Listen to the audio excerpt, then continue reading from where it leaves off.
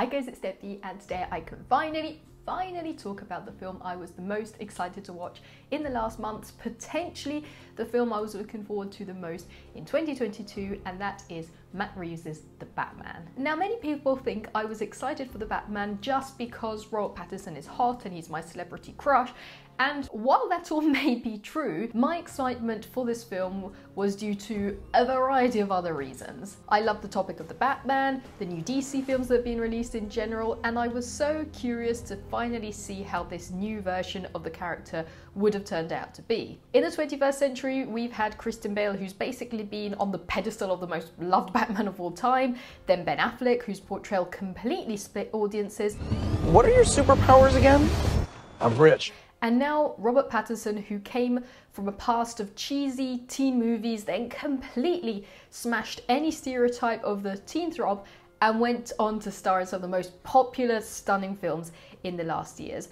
I've been a huge fan of his for such a long time. I've enjoyed following him throughout his career in the past 15 years more or less. He's managed to successfully establish himself within the industry, and now with one of the most sought after characters, because roles like the Batman, Indiana Jones, James Bond, Superman, these are roles which allow you to successfully get that official foot in the door.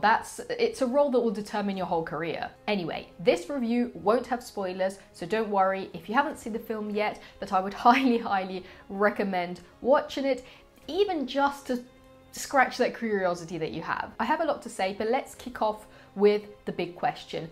Did Robert Pattinson live up to expectations?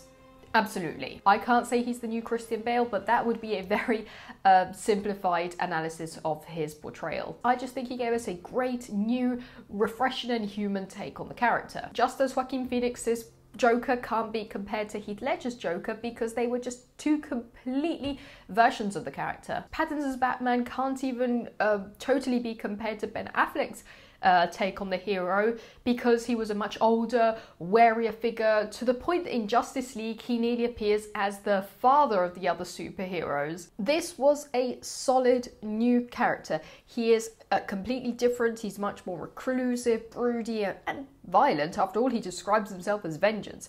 But we'll get to all that in a moment. Anyway, I just wanted to remind everybody that we don't always have to watch movies while thinking of other movies. Just as with the latest Joker film, this new Batman movie is very grounded in reality. Maybe not as much as the Joker, in which we just know it's based on superhero comic books, but in which the characters could be just regular people.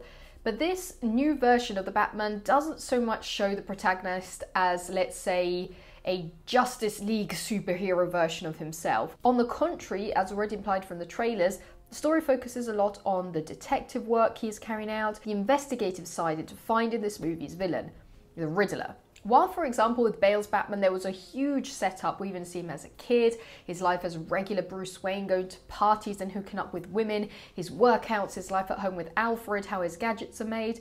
Well, in this 2022 Batman, the Bruce Wayne side of him isn't really there. The story is all about his Batman persona. 99% of the film is Batman out on his mission to investigate who the Riddler is, as well as many other ventures we'll get to in a moment. Both Pattinson and director Matt Reeves have confirmed that this version of Batman actually struggles to separate these two sides of his life, to the point that he's nearly addicted to being the Batman, which I find interesting because compared, for example, to Bale's version of the Batman, in which there's a very neat distinction between his regular life and his superhero life, and nearly to the point of the superhero putting on his costume. Think of the party scene, which is interrupted by the Joker when he goes from guest to hero. I think the reason why we don't see much of Bruce Wayne's public side in Gotham is because we are thrown into Gotham in which everything is already well on its way. We don't really get an introduction to the characters. We just know they're there, doing their things, and they've been doing them for a while. This, in my opinion, can destabilize you a little, as we're used to having everything explained, as well as a full character arc from beginning to end. But this kind of makes the characters more credible, as if they are just well known and accepted in Gotham. We just meet Batman, who is just going on around his business. And there is a lot of business because Gotham essentially sucks. This is the kind of awful Gotham we get to see in Joker. Not the darkish Gotham, but with its nicer sides, a lot of work done by the Wayne family. The conditions of the city are terrible. Criminality is raging. It's constantly raining and dark and overcrowded and dangerous, dirty. Every character has a dodgy past. Even Bruce himself has to reconsider people close to him, and the ramifications of crime are staggering. It wouldn't be a bold statement to say that this film feels more like a crime thriller with touches of horror in some moments. And I don't think I've heard one person speak negatively about the cinematography until now. Every single scene is set up in such a detailed and balanced manner. There are very, very few filler sequences. From the wide shots of the city to close-ups of elements such as hands touching to the most heroic scenes of Batman saving people, it's just one sharp breath after another. And speaking of a gritty, realistic, dark setup, what is darker than a serial killer? Enter the Riddler, of which we see very little in the trailers, so I'm not going to cover him too much. But one thing has been obvious since the first promotional photos were released. There is a lot of inspiration here from real life killers, in particular the Zodiac. As a matter of fact, the way his crime scenes are set up and how Batman and Gordon go around this rainy city trying to catch him reminded me a lot of films like The Zodiac or even better, Seven. These are actually the two big films that have been quoted over and over in the first days since the Batman has been released. And although a lot of people have been pointing out these pretty obvious references to Fincher's work, Matt Reeves has actually given us a list of films from which he drew inspiration, and one interesting one is Taxi Driver. Yeah, thinking of it, the protagonist sees the city as a depressing, crime-riddled sewer. Now, before moving on, I just want to point out one last thing about the Riddler, which you might not have realised if you watched this film in its original version in English. So I watched this film in Italy, dubbed in Italian, and so of course puns and riddles and messages were all translated in Italian. Now the problem is that to play on words a riddle that works in English doesn't necessarily work in Italian. So although it was clear what the original message in the original language was, there wasn't that excitement about this aspect of the film. And I'm curious to know what you guys thought about this, because I know many of you don't watch the film in its original language. Anyway, that's just a very, very small detail of the film, and I'm not going to cover the Riddler anymore because the whole promotion of this film has tried to keep him as secret as possible. But if you aren't too familiar with Paul Dano's work, the actor who portrays the Riddler, definitely go check him out. If you like the gritty mood of the Batman, a good movie suggestion is Prisoners with him, Jake Gyllenhaal and Hugh Jackman. But in 2022, the Batman doesn't have just one enemy, one villain to stop. As a matter of fact, this film is jam-packed with all other storylines, to the point, in my opinion, that there was nearly too much going on. One of the other villains Batman has to deal with is a classic Batman character, and that is the Penguin, portrayed by an unrecognizable Colin Farrell. One of the greatest parts of the movie is actually set up by the Batman's troubles with the Penguin, as he sets off after him in the famous huge car chase, which is absolutely completely over the top and packed with explosions, and which introduces the Batmobile. And what a car it turns out to be. When this car turns on, you can feel it in your guts.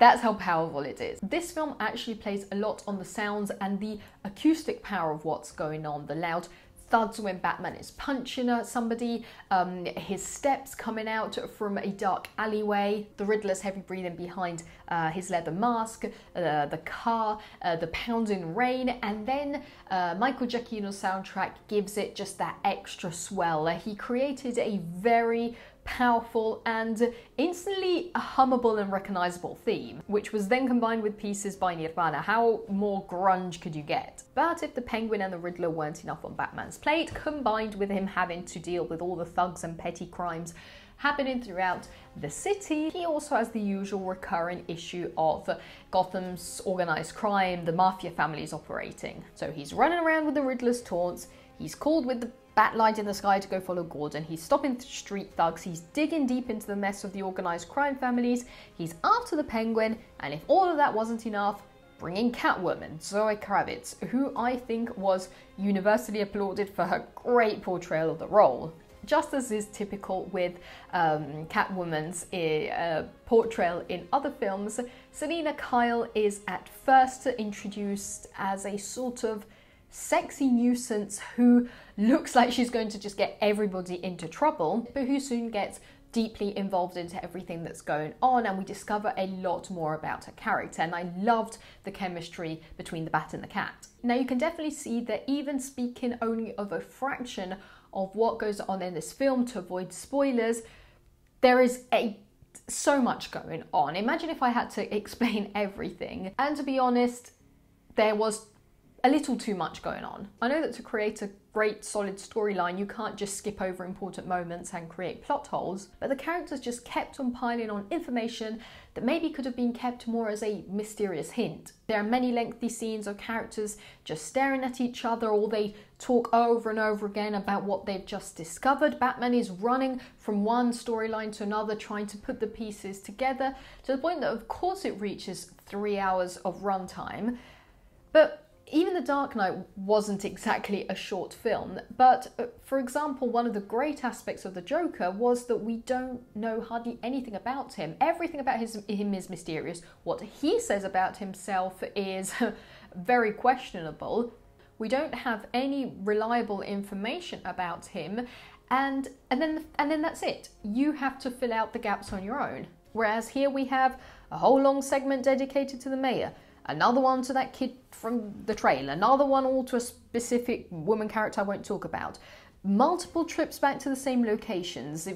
You get what I mean. I think that was the only big complaint about the film. I mean, it isn't really even a complaint, because after all it was a solid story. If I really had to be petty, I could point out how some scenes were a little too homagous to previous works. There are also some instances of exaggerated exposition and some moments in which the protagonists were just making it out of dangerous situations just because they are the protagonists. But all in all, I really enjoyed this film. It's not the kind of film I would rewatch immediately. I'll probably have to leave quite a bit of time before rewatching it again. But I'm very, very happy that that Pattinson wasn't used just for his looks. On the contrary, he just looks like this emo sunglass wearing greasy haired kid. Don't expect Bale's workout scenes here, and that's fine. I loved this realistic depiction of basically a detective doing his work. As a matter of fact, in some scenes in which Batman is